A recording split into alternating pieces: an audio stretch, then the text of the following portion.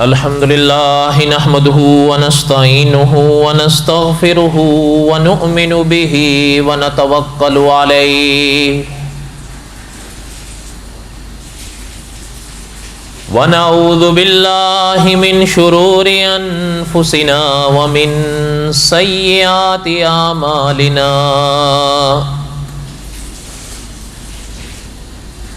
من يهده الله فلا مضل له ومن يضلله فلا هادي له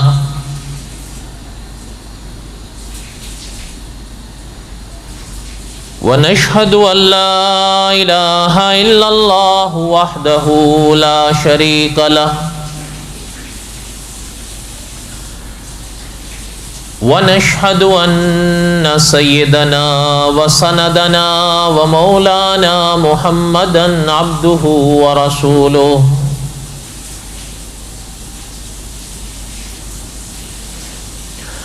أما بعد أعوذ بالله من الشيطان الرجيم بسم الله الرحمن الرحيم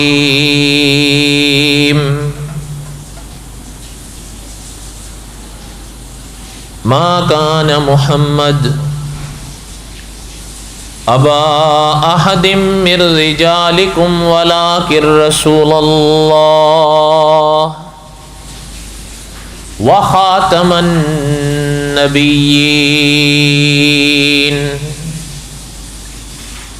وكان الله بكل شيء عليما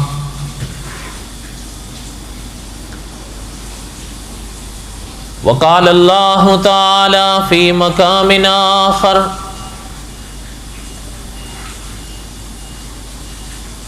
هو الذي أرسل رسوله بالهدى ودين الحق ليظهره على الدين كله وكفى بالله شهيدا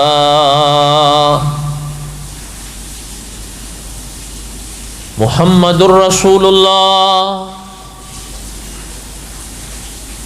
والذين معه أشداء على الكفار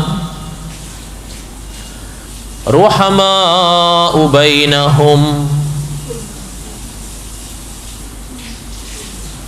تراهم ركعا سجدا يبتغون فضلا من الله ورضوانا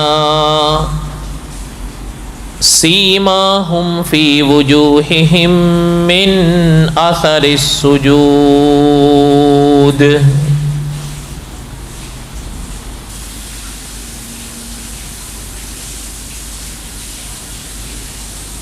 وقال النبي صلى الله عليه وسلم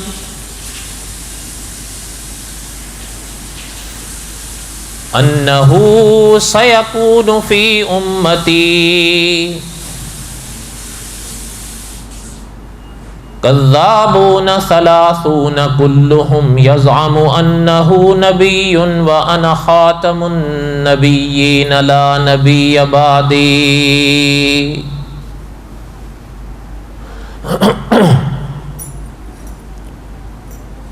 صدق الله العظيم وصدق رسوله النبي الكريم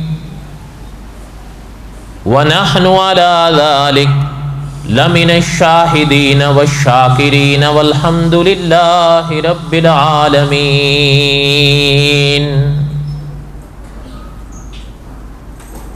اللهم صل على محمد وعلى آل محمد كما صليت على إبراهيم وعلى آل إبراهيم إنك حميد مجيد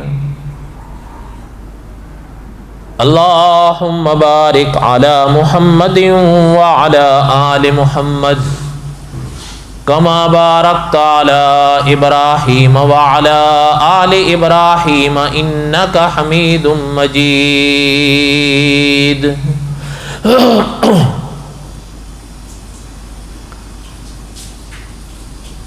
ہمہ قسم کی حمد و ثنا اللہ ذات لم یذل لا یزال کی پاک ذات کے لیے،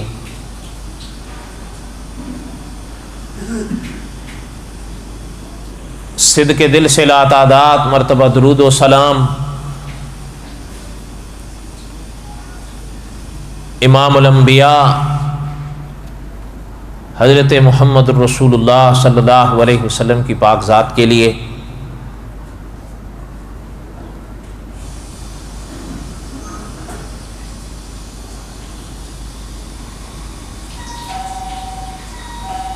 آج یہ اس ماہ کا آخری جمعہ ہے،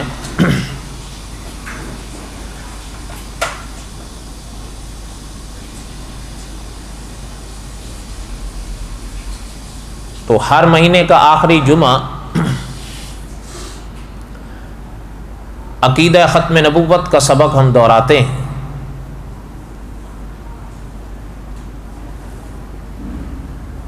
اس لیے گزشتہ ماہ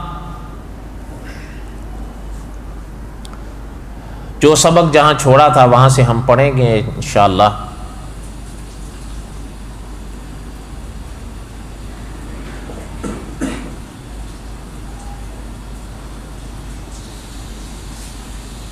سبق یہ ہم پڑھ رہے تھے کہ آپ صلی اللہ علیہ وسلم نے ایک پیش گوئی فرمائی تھی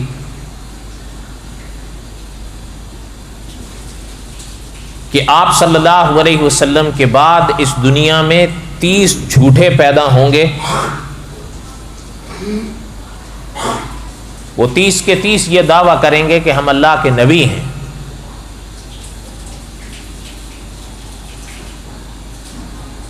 لیکن آپ صلی اللہ علیہ وسلم نے فرمایا کہ وہ جھوٹے ہوں گے، قذابون ثلاثون، 30 ہوں گے، جھوٹے ہوں گے، اور جھوٹے بھی پرلے درجے کے ہوں گے۔ کلہم یزعم انہ نبی، ان سب کا دعویٰ ہوگا کہ ہم نبی ہیں، لیکن حضور نے فرمایا کہ انا خاتم النبیین لا نبی بعد۔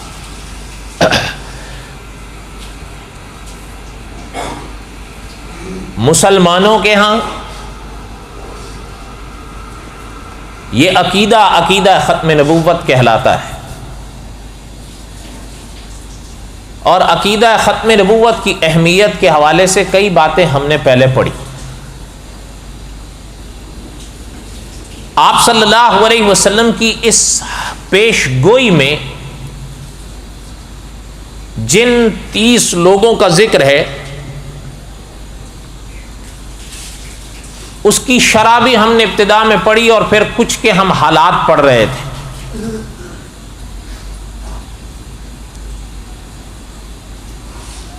ان میں سے مسلمہ کذاب کے واقعات ہم پڑھ رہے تھے، اور یہاں تک ہم پہنچے تھے کہ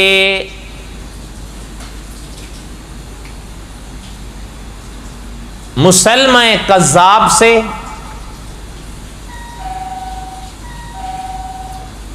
حضرت اکرمہ نے جہاد کیا۔ آپ صلی اللہ علیہ وسلم کے اس دنیا سے پردہ فرمانے کے بعد حضرت رفیق دم ہجرت رضی اللہ تعالیٰ عنہ کی خلافت پر آنے کے بعد، اور شاید آپ کو یاد ہوگا میں نے عرض کیا تھا کہ حضرت رفیق دم ہجرت رضی اللہ تعالی عنہ نے حضرت اکرمہ سے فرمایا تھا کہ انتظار کرنا حضرت شرحبیل کے آنے کا، تب تک قدم آگے نہیں بڑھانا۔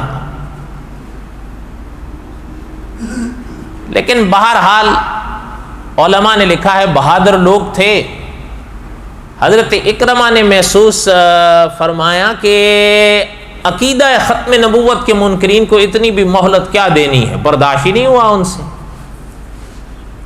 حضرت کے فرمان کے مطابق رکے نہیں، قدم بڑھا دیا۔ لیکن بہرحال حضرت رفیق دم ہجرت تھے، نتیجہ یہ ہوا کہ ہزیمت ہوگی۔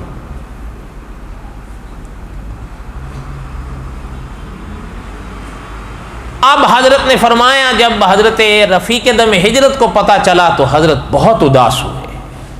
فرمایا میں نے آپ سے کہا تھا کہ جب تک حضرت شرحبیل نہ آ جائیں قدم نہیں بڑھانا. میری مانے نہیں, لیکن حضرت نے فرمایا اچھا اب جو ہو گیا سو ہو گیا, جو ہوا سو ہوا. اس مرحلے پر تو حضرت نے فرمایا کہ آپ دوسری طرف چلیں لیکن مدینہ طیبہ نہ آئیں. بس بات مکتی مکائی ہے, اب زیادہ تفصیلات کا وقت نہیں ہے. کہ علماء نے لکھا حضرت خالد بن ولید رضی اللہ تعالیٰ عنہ کو ان حضرات نے آگے کیا,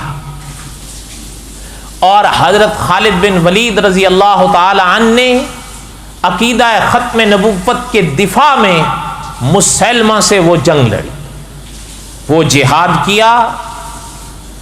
اور ہم نے کسی سابقہ درس میں پڑھا ہے, یہ چیز ذہن میں تازہ کر لیں کہ تفسیر مکی میں چھپا ہے کہ اس زمانے میں مسلمہ کے ساتھ 70,000 لوگ آئے.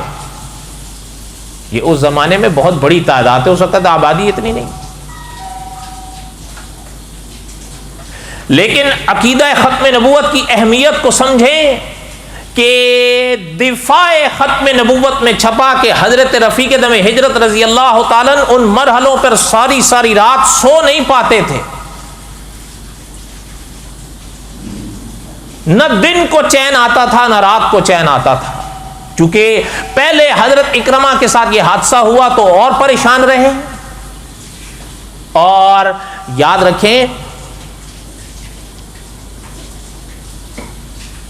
وہ تو جب قصص الانبیاء کے آخری مراحل آئیں گے تو ہم پڑھیں گے کہ یہ بہرحال تاریخ میں پتہ چلتا ہے کہ جب آپ صلی اللہ علیہ وسلم نے اس دنیا سے پردہ فرمایا تو آپ خود بھی محسوس کر سکتے ہیں کہ صحابہ پر کیا گزری ہو, کوئی معمولی بات تو نہیں تھی.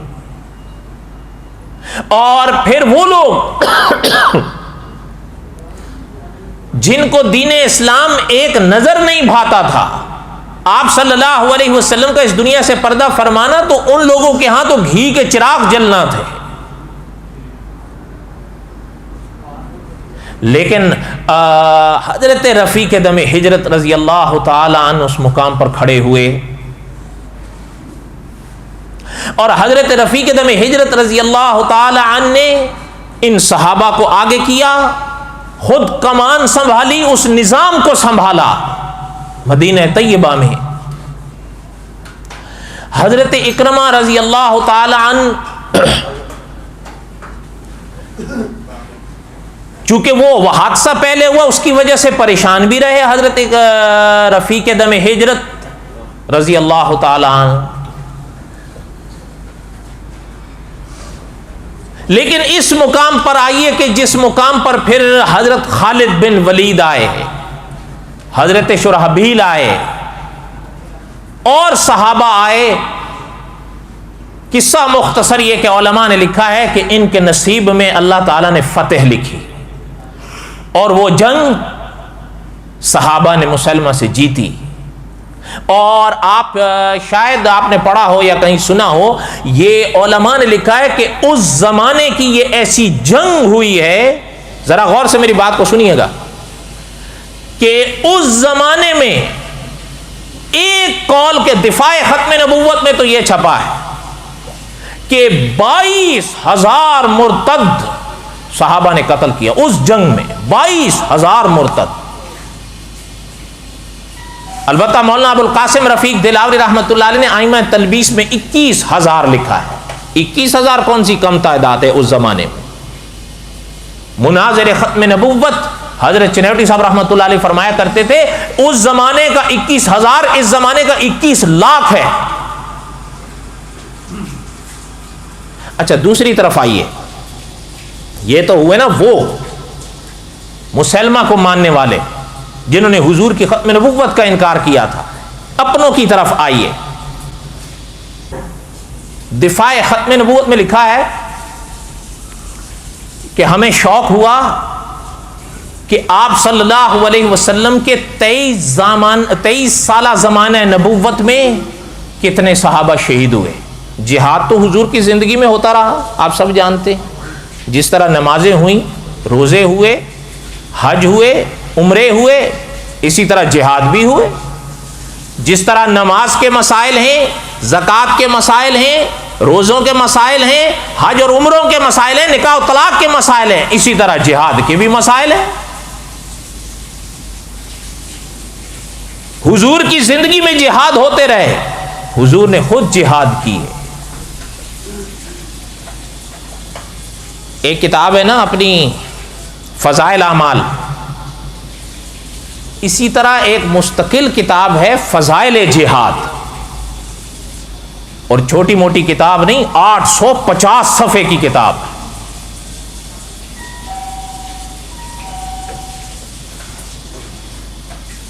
پتہ چلتا ہے جہاد کے بھی اپنے فضائل ہیں، اپنے حضور کی زندگی میں ہوا، حضور نے خود کیا صلی اللہ. تو آخر صحابہ حضور کے سامنے بھی تو شہید ہوئے، وہ کتنے ہوئے؟ اس بات کو سمجھیے، صحابہ حضور صلی اللہ علیہ وسلم کے سامنے جو جہاد کیے، جو جہاد حضور کے سامنے ہوئے 23 سالہ زمانہ نبوت میں، اس میں کل صحابہ شہید ہوئے 259، ایک کم 260. یہ مولانا مناظر حسن گیلانی رحمۃ اللہ علیہ نے لکھا. حضور کے ساتھ 23 سالہ زمانے نبوت میں جتنے جہاد ہوئے، آپ کو پتا ہے، بدر ہوا، احد ہوا، خندق ہوا، تبوک ہوا، کئی جہاد ہوئے، غزوے ہوئے، ان تمام 23 سال میں کتنے صحابہ شہید ہوئے؟ 259، ایک کم 200. اب آئیے اس دفاع ختم نبوت کے اس سوال پر کہ ہمیں شوق پیدا ہوا کہ حضور کے سامنے 23 سالہ زمانہ نبوت میں جہاد میں صحابہ تو 259 شہید ہوئے. مسلمہ کے ساتھ عقیدہ ختم نبوت کے لیے جو جنگ لڑی گئی، آیا اس میں کتنے صحابہ شہید ہوئے؟ سمجھ آ رہی؟ بولو. دفاع ختم نبوت میں لکھا ہے، ہم نے جب ان کو گنا، حضور کے زمانہ نبوت میں حضور کے سامنے 23 سالوں میں جو جہاد ہوئے، آپ کو پتا ہے جہاد مدینہ طیبہ میں آیا ہے، ان سالوں میں جو جہاد ہوئے حضور کے سامنے صلی اللہ علیہ وسلم، وہ 259 کل شہید ہوئے صحابہ. لیکن دفاع ختم نبوت کی البم بتاتی ہے اس ایک جنگ میں جو عقیدہ ختم نبوت کے لیے لڑی گئی، اس ایک جنگ میں 1200 صحابہ شہید ہوئے. کتنے؟ انہوں نے تو 1200 لکھا ہے، ایک اور عالم ہے انہوں نے 11 لکھا ہے. چلیں 11 بھی مان لیں تو کہاں 259 اور کہاں؟ اور مدینہ طیبہ میں جو زمانہ نبوت تو 23 سالہ رہا حضور کے سامنے، مدینہ طیبہ میں جہاد آیا، ان آخری 10 سالوں میں یہ جتنے جہاد لڑے گئے ان میں کل صحابہ 259، وہ 300 بھی نہیں پہنچ رہے، 260 بھی نہیں ہے، 259. اور اس ایک جنگ میں کتنے ہوئے؟ 1200، اور ایک قول کے مطابق 1100. چلو 11 مان لو. اس سے عقیدہ ختم نبوت کی اہمیت تو پتہ چلتی ہے کہ صحابہ کے نزدیک عقیدہ ختم نبوت کی اہمیت کیا تھی. ایک بات، اگلی بات سنیں جو مسلمہ کا تھا. حضور علیہ الصلوۃ والسلام نے، آپ کو یاد ہوگا جو حدیث ہم نے کہیں ابتدا میں پڑھی تھی کہ حضور علیہ الصلوۃ والسلام نے جو 2 سونوں کے کنگنوں پر پھونک ماری تھی صلی اللہ علیہ وسلم، جو پھونک حضور نے لگائی تھی اللہ کے فرمان کے مطابق، اس کی ایک تعبیر حضور نے مسلمہ کو قرار دیا تھا. اس مسلمہ کو صحابہ نے جہنم رخصت کیا، لیکن آخری تعبیر بڑی عجیب ملتی ہے کہ انسان حیران ہوتا ہے. آپ نے بھی پڑھ رکھا ہوگا یا سنا ہوگا. آپ صلی اللہ علیہ وسلم کے، اچھا ایک جب ہم پڑھا کرتے تھے نا تو کبھی کبھی استاد ایک سوال کیا کرتے تھے حضور کے رشتوں کے بارے میں، شوقیہ طور پر امتحان کے لیے، کہ حضور کے چاچا کتنے تھے ایک. پھر اسی کے ضمن میں پوچھا کرتے تھے حضور کی پھوپھیاں کتنی. 2 سوال ہوئے. پھر اس کے ساتھ تیسرا سوال، حضور کے کتنے چاچا حضور پر ایمان لائے، کتنی پھوپھیاں حضور پر ایمان لائیں. سوال سمجھ آئے؟ اب جواب تو آپ کو نہیں بتا سکتے نا. وہ پھر انشاءاللہ قصص الانبیاء میں آئے گا اگر اللہ کو منظور ہوا. لیکن ایک آپ صلی اللہ علیہ وسلم کے ایسے چاچا تھے جب مکہ مکرمہ میں حضور تھے, حضور علیہ الصلوۃ والسلام پر ایمان لائے. اچھا, جب حضور علیہ الصلوۃ والسلام, بات مختصر کروں, مدینہ طیبہ میں آئے اور احد کا جہاد ہوا, آپ جانتے ہیں وقتی طور پر مسلمانوں کو ہزیمت کا سامنا کرنا پڑا اور اس میں حضور کے وہ چاچا شہید ہوئے تھے. ان کا نام کیا تھا؟ حضرت حمزہ رضی اللہ تعالی عنہ, جس پر حضور روئے بھی تھے اور حضور بہت اداس ہوئے. اور یہ بھی آپ نے پڑھ رکھا ہے کہ صرف یہ نہیں کہ حضرت حمزہ کو شہید کیا گیا, حضرت حمزہ کے پاک وجود کا مصلح تک کیا گیا. بہرحال خیر, میرے کہنے کا مقصد یہ تھا حضرت حمزہ کو مصلح تک کیا گیا, ان کے پاک وجود کو. حضور علیہ الصلوۃ والسلام تک رو دیا. حضور کی پھپھی قریب آنے لگی, حضور نے صحابہ کو بھیجا, حضور نے فرمایا ان کو وہیں روک دو, وہ نہیں برداشت کر سکیں. خیر یہ تفصیلات قصص الانبیاء میں آئیں گے انشاءاللہ. بات جو عرض کر رہا تھا وہ آپ جانتے ہیں حضرت حمزہ کا یہ حال کرنے والے حضرت وحشی تھے. ان کا کتابوں میں نام ملتا ہے وحشی بن حرب. وہ پہلے ایمان نہیں لائے جب حضرت حمزہ کا یہ واقعہ ہوا. اس کے بعد اللہ کی مرضی ہے, انک لا تہدی من احببت ولکن اللہ یہدی من یشاء. اللہ کی مرضیاں اللہ جس کو ہدایت دے دے. جناب ابی طالب جیسے حضور کے جان نثار چاچا نہیں ایمان لائے, حتیٰ کہ حضور نے آخر مرحلے پر فرمایا میرے کان میں پڑھ دیں, میں قیامت کے دن کچھ تو کہہ سکوں گا. مانے حضور رو کے اٹھے, اس لیے کہ روح پرواز کر گئی. جب روح پرواز کر گئی تو پھر تو مرحلے ختم. لیکن حضور رو دیے اب, کیونکہ یہ یاد رکھیں کہ من ذا الذی یشفع عندہ الا حضرت. اچھا, حضور تشریف فرمائے کہ حضرت وحشی آ گئے. یہ بعد کے مرحلے ہیں انشاءاللہ قصص الانبیاء میں تفصیلات کے ساتھ آئیں گے ایمان لانے کے لیے. اچھا, حضور نے کلمہ پڑھایا. اچھا, جب حضور کا چہرہ دیکھ لیا, حضور کا کلمہ پڑھ لیا, حضور کی صحبت پالی, تو صحابی تو بن گئے نا, ہے یا نہیں؟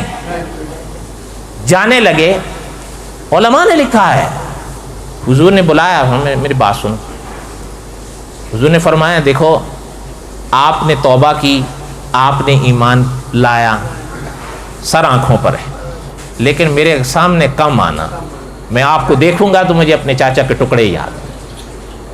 علماء نے لکھا حضرت وحشی کو حضور علیہ الصلوۃ والسلام کے یہ الفاظ ایسے سمائے کہ حضرت اٹھے پھر کبھی حضور کے سامنے نہیں آتے تھے, کیونکہ ان کو میں احساس تھا کہ حضور مجھے دیکھیں گے, حضور کو دکھ ہوگا.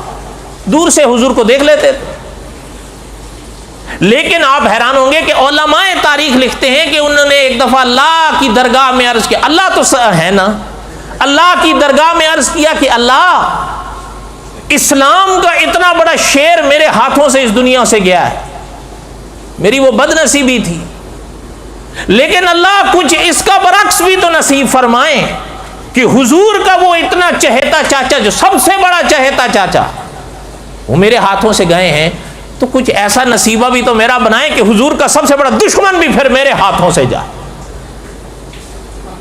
دعا مانگ لی, قبول کرنے والی تو وہ ذات ہے نا.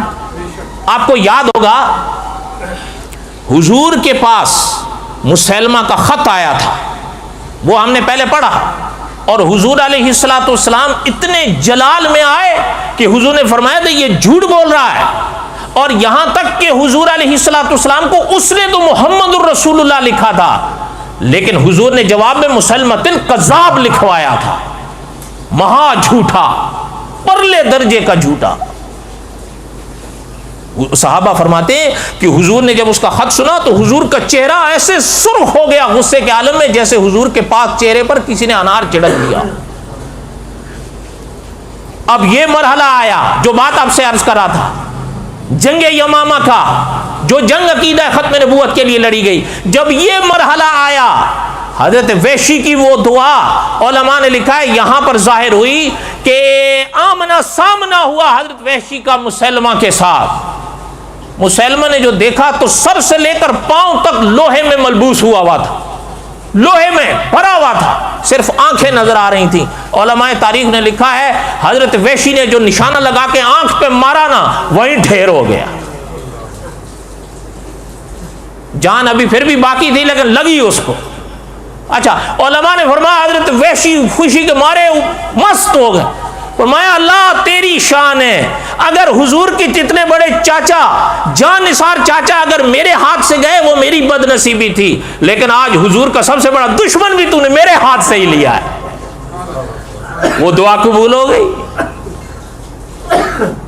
اچھا ایک بات اکابر نے ایک اور بھی لکھی, وہ بھی سن لیں. حضور علیہ الصلوۃ والسلام کے ایک صحابی تھے